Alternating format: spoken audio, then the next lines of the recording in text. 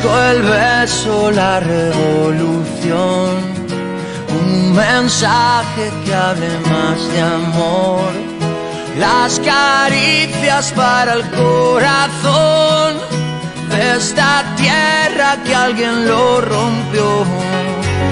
Busco el gesto lleno de valor que nos traiga el cuento y la versión, donde el lobo que nos engañó mira al niño y le pide perdón.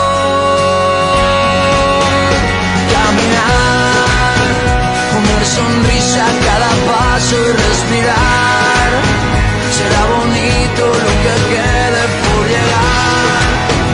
Mirar al frente y no bajar la vista nunca más.